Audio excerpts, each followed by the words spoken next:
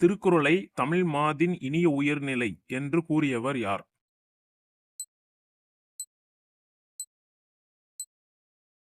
The answer is option A. Nachchinarkkiniyar. திருக்குறளுக்கு முதலில் உரை எழுதியவர் யார்?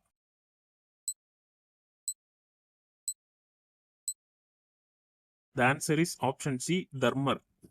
திருவள்ளுவரை பொதுநெறி கண்ட புலவர் என்று புகழ்ந்துரைத்தவர் யார்?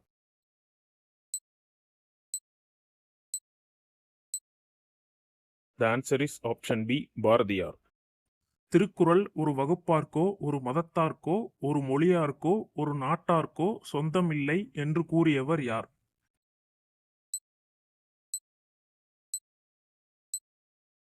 The answer is option D. Thiruvika.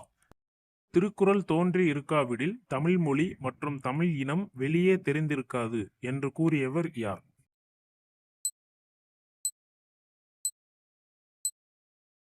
The answer is option C. கி. ஆ. பெ. விஸ்வநாதன்.